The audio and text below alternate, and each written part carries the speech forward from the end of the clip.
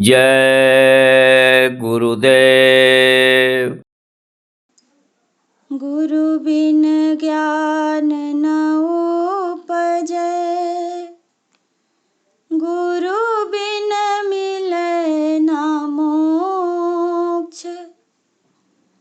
गुरु बिन लखै ना सत्य को,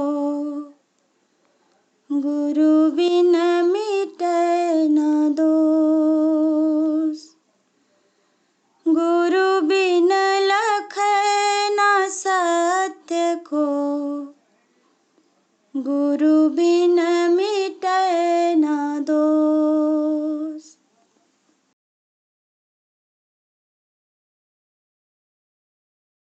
दर्शन हमें गुरुवर दिखा दोगे तो क्या होगा। दर्शन हमें गुरुवर दिखा दोगे तो क्या होगा।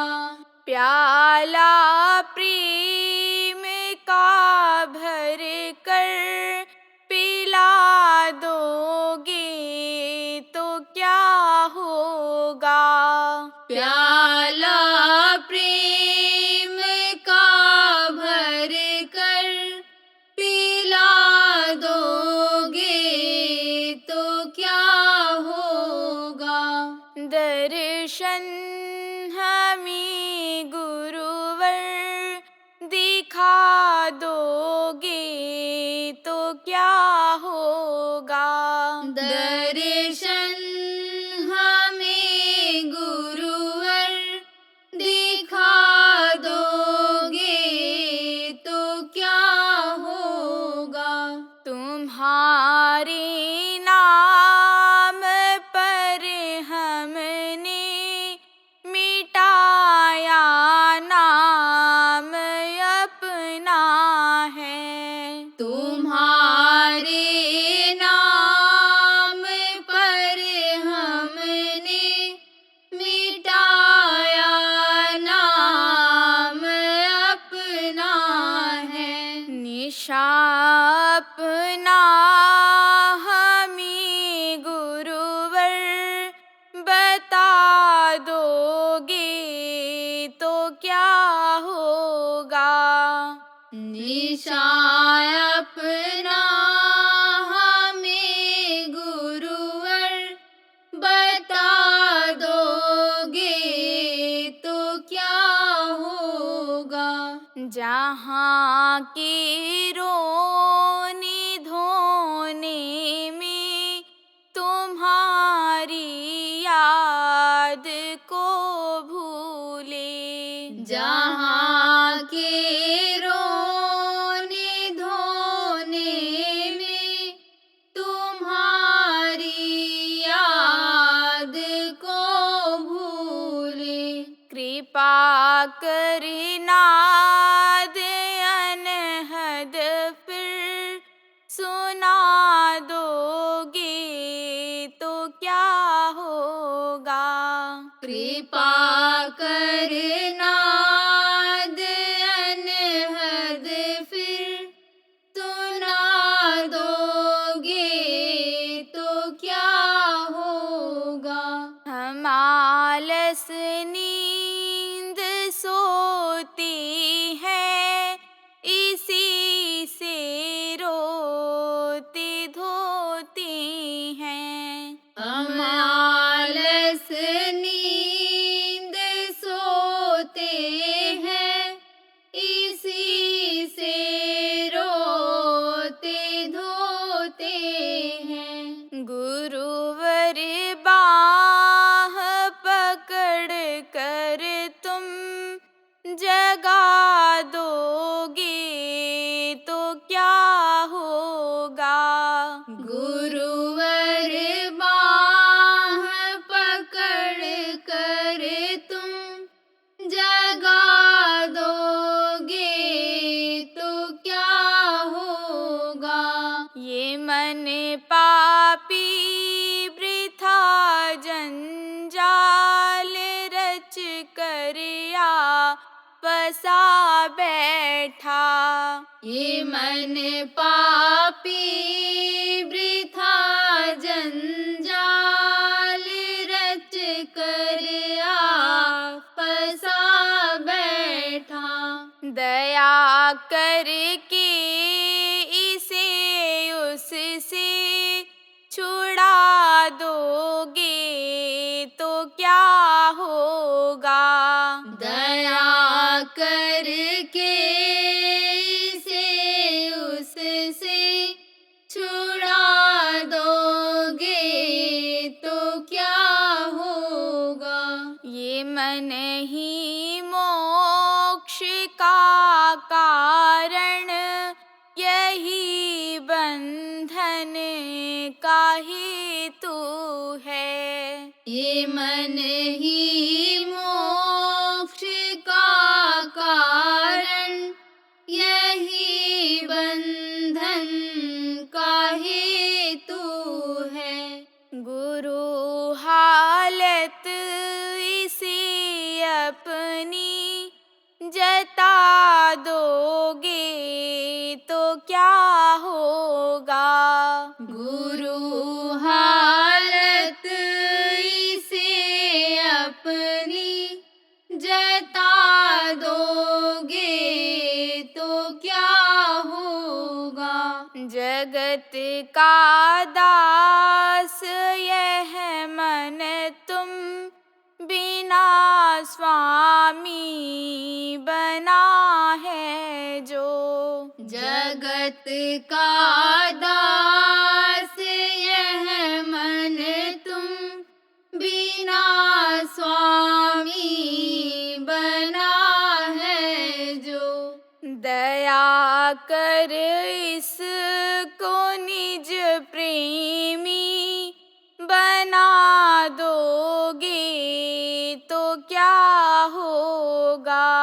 दया कर इसको निज प्रेमी बना दोगे तो क्या होगा। दर्शन हमें गुरुवर दिखा दोगे तो क्या होगा। दर्शन हमें गुरुवर दिखा दोगे तो क्या होगा। जय गुरुदेव। जय गुरुदेव।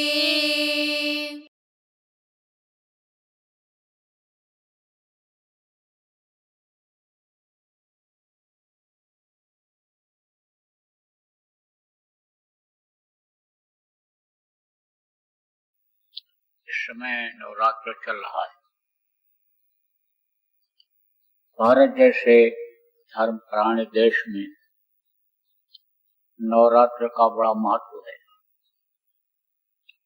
नवरात्र में लोग अपने अपने तौर तरीके से कुछ न कुछ पूजा पाठ करते हैं। कोई हवन करवाता है, कोई यज्ञ करता है, कोई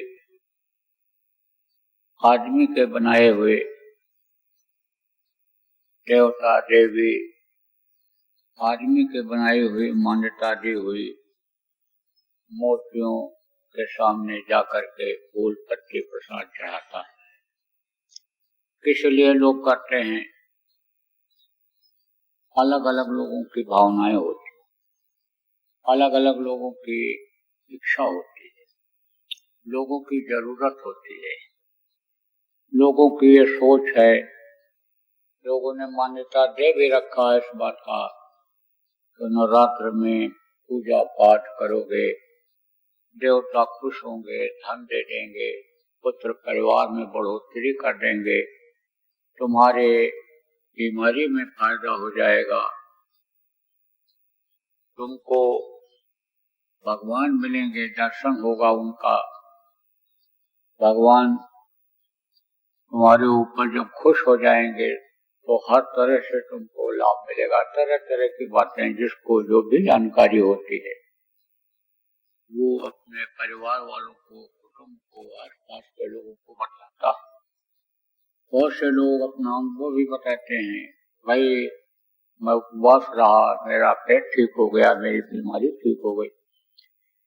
इन महीनों का, इन तिथियों का वैज्ञानिक लाभ भी मिलता है, लेकिन चूंकि पूजा पाठ लोग करते हैं, नहा करके नंगे पैर जब मंदिरों में स्थानों पर जाते हैं, पैदल चलते हैं, कंकड़ पत्थर पैर में लगता है, तलवे में प्रेशर हो जाता है, तो उसका भी लाभ मिलता है। लेकिन मान्यता ज्यादातर किसको है? देवी देवताओं की पूजा करने की है, भगवान को खुश करने का है। लेकिन देखो, जिस तरह से फायदा होना चाहिए उस तरह से फायदा नहीं होता है। दौड़ धूप तो लोग करते हैं, मेहनत तो करते हैं, लेकिन जो लाभ मिलना चाहिए मिलता नहीं। कारण क्या है? कारण यह है कि भटकाव में समय निकल जाता है। अगर वही समय बचा करके और इस मानव मंदिर में इन चीजों को खोजा जाए, सुख को, शांति को और इन दुनिया की चीजों को अगर खोजा जाए तो इसी के अंदर खजाना भरा हुआ है। सब कुछ इसी मनुष्य मंदिर के अंदर में ही है।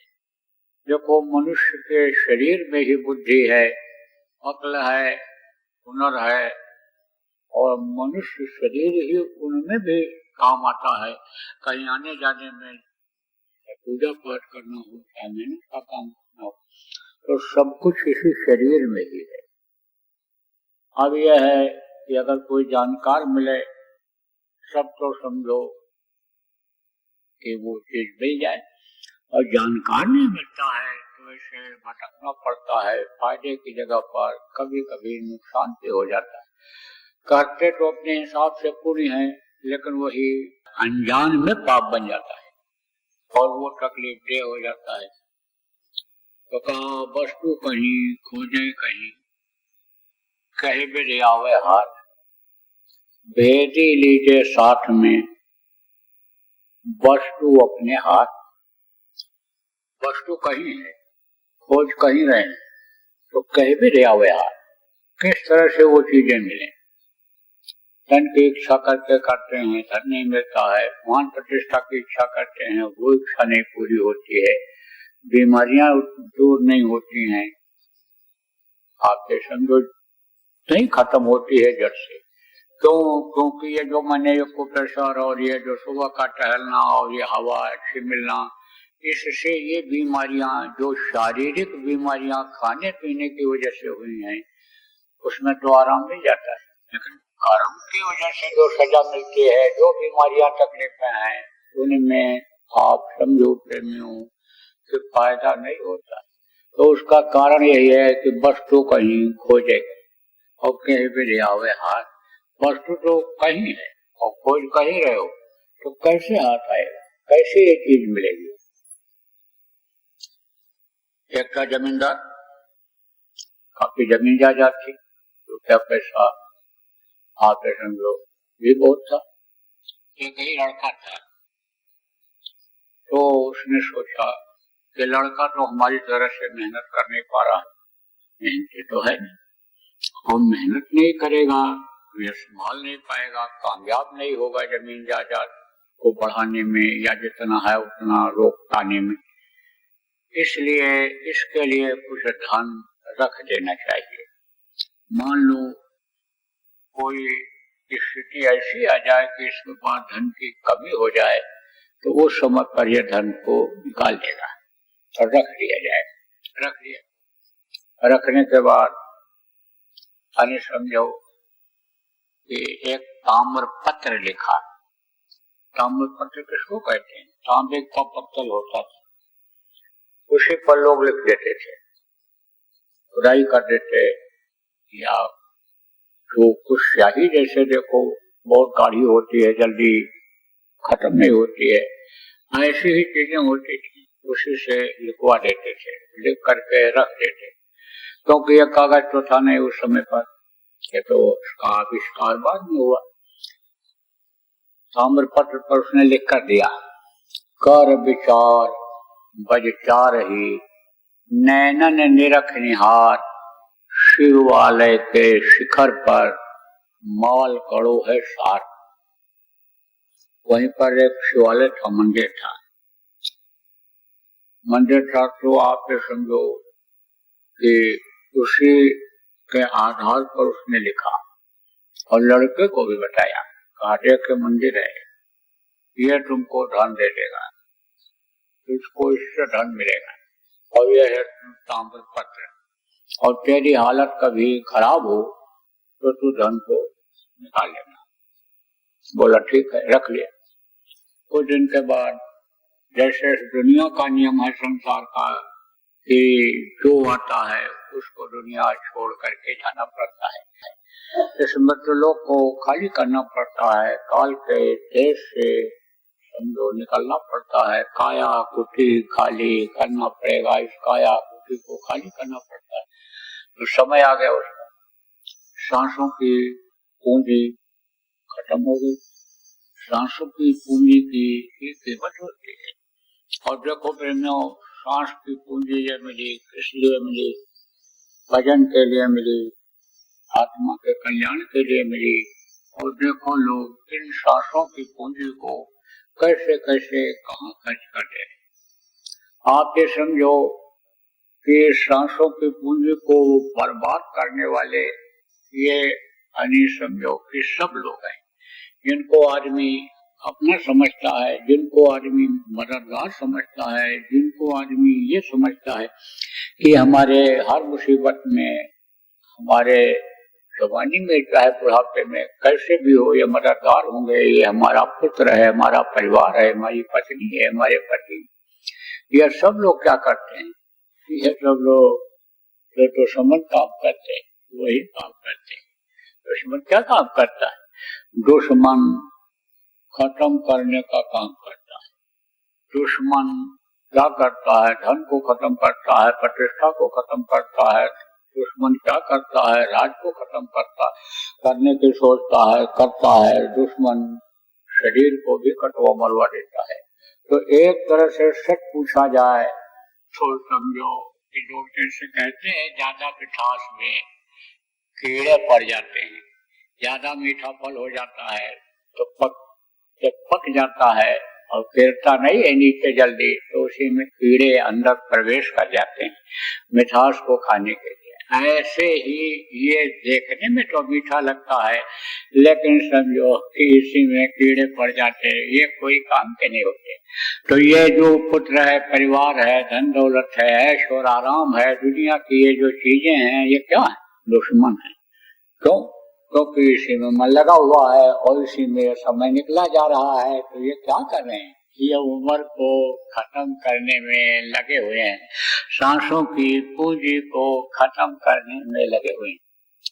अब ये विधि का विधान है, ये नियम है, जो मनुष्य शरीर में आता है उसको जाना पड़ता है, शरीर छोड़ना पड़ता है। जमींदार का भी शरीर छूट गया, चला गया, तो दिन के बाद वही हुआ जो जमींदार सोच रहा था। बुजुर्गों को बड़ा अनुभव होता है, उनको जीवन का बहुत अनुभव होता है, इसीलिए कहा जाता है बुजुर्गों के पास बैठना चाहिए, बुढ़ों से सीख लेनी चाहिए। बच्चियों को यानी अपनी सास की सेवा करनी चाहिए, माँ को प्रसन्न करके, सास को प्रसन्न करके जीवन में गृहस्थ आश्रम में खुशहाल हम कैसे रहेंगे इसकी सीख ले लेनी चाहिए। तो लड़के का वही हालत हुआ। आलस नींद के सामने खोवा, चोर खोवा खाना। आलस्य जो होता है वो आदमी का दुश्मन होता है, किसी भी मामले में, चाहे कमाने खाने के मामले में हो, चाहे भजन भाव भक्ति के मामले में हो, यह दुश्मन होता है। तो समझो कि आलस्य उसके अन्य सवार हो गया, दुश्मन समझ लो कि सिर पर सवार हो गया, तो कोई काम करेंगे, कितना दिन चलेगा? जो धन इकट्ठा करके पिता गया था, खत्म हो गया कुछ दिन। बड़ी खराब हालत हो गई।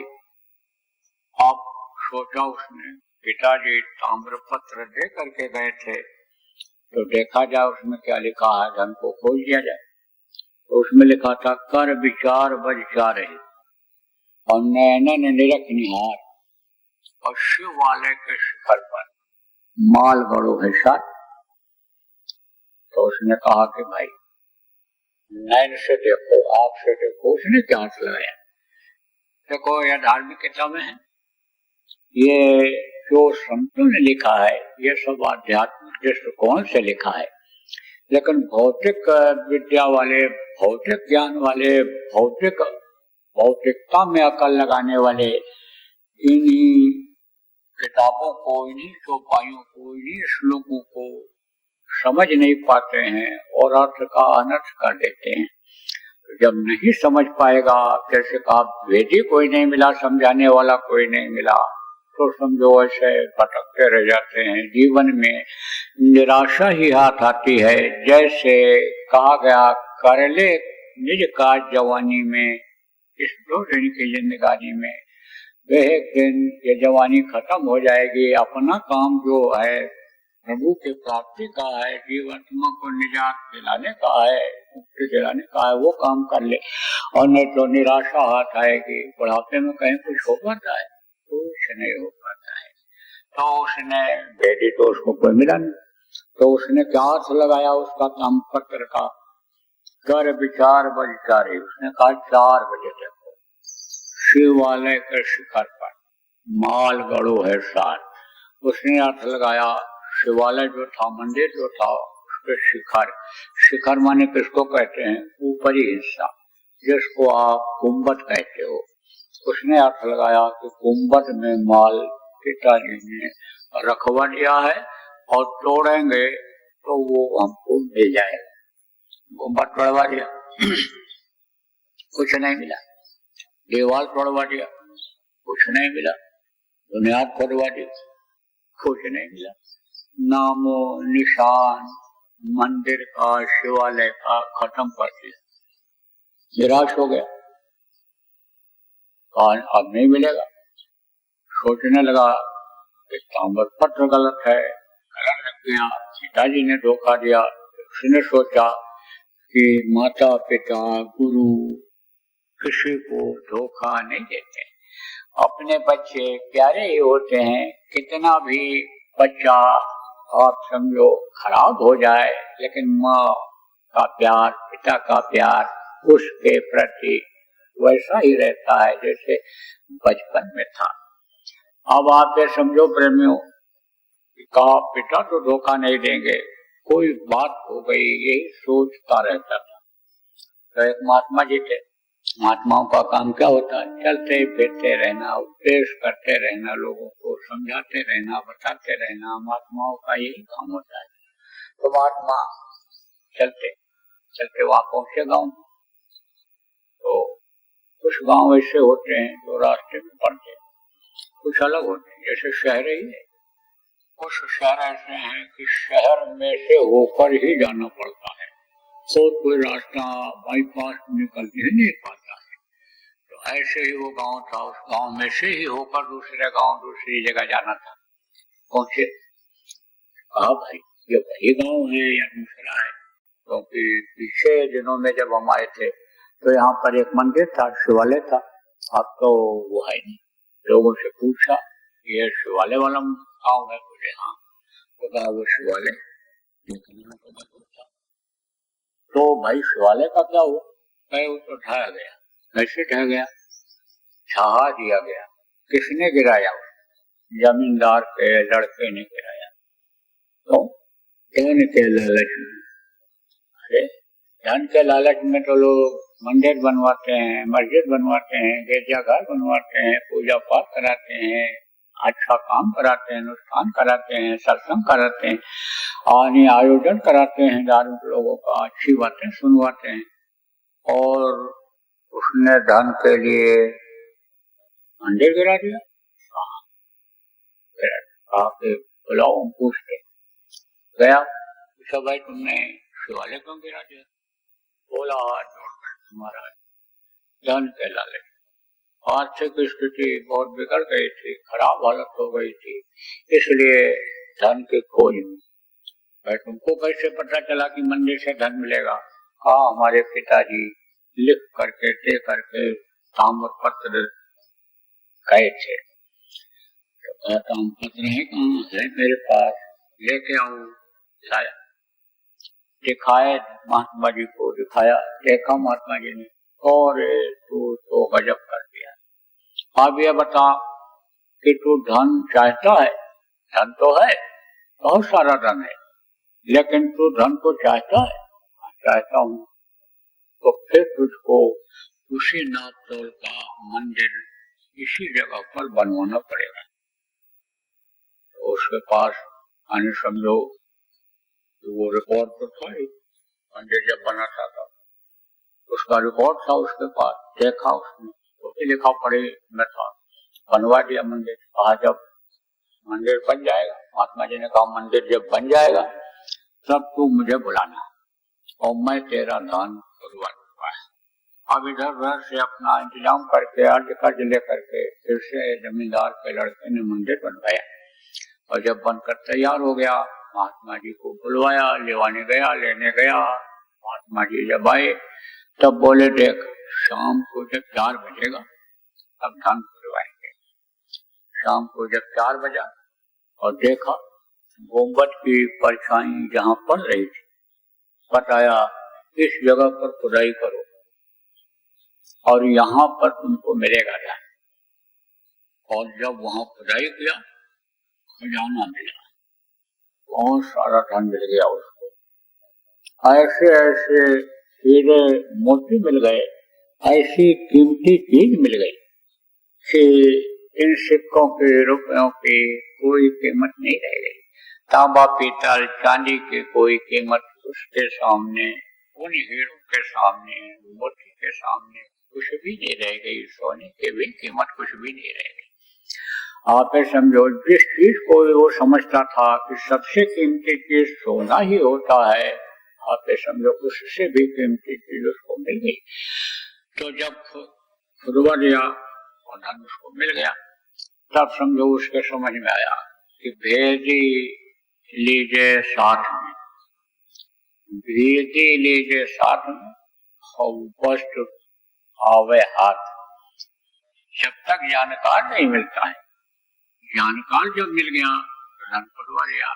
जब तक जानकार नहीं मिलता है तब तक कुछ भी हो क्या पता है। अंदर खजाना भरा हुआ है, हीरे मोती जवाहरात अंदर के जो खजाने में है वो यहाँ पर दुनिया क्या अन्य समझो माल रख दिया जाए, खजाने की चीजें रख दी जाए, लेकिन उनके उसके आगे सब बेकार है। लेकिन इसके लिए कौन चाहिए? भेद ही चाहिए। ऐसे ही अंदर के भेद को, अंतर में खजाना कहाँ है, अंतर में सुख कहाँ है, अंतर में शांति कहाँ है, ये जो आदमी दौड़ता रहता है, इसकी दौड़ अन्य समझो कब कम होगी। इसका भेदी कौन होता है?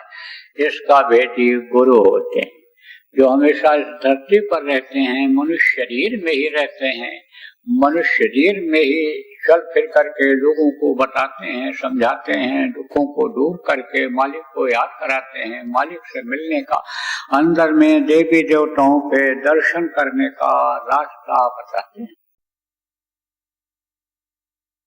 जय गुरुदेव। जो कभी न देखा न सुना, आइए देखिए और सुनिए। शरद पूर्णिमा सत्संग में आओ, पूर्ण चंद्र का दर्शन पाओ। वक्त गुरु बाबा उमाकांत जी महाराज द्वारा शरद पूर्णिमा के अवसर पर सत्संग एवं नामदान। दिनांक 6 अक्टूबर 2025 प्रातः 6 बजे से एवं सायं 4 बजे से। 7 अक्टूबर 2025 को प्रातः 6 बजे से। स्थान नवीन मंडी स्थल, कानपुर हाईवे, उरई, जिला जालौन, उत्तर प्रदेश। संपर्क नंबर 9838359809 व 9695975601। जय गुरुदेव।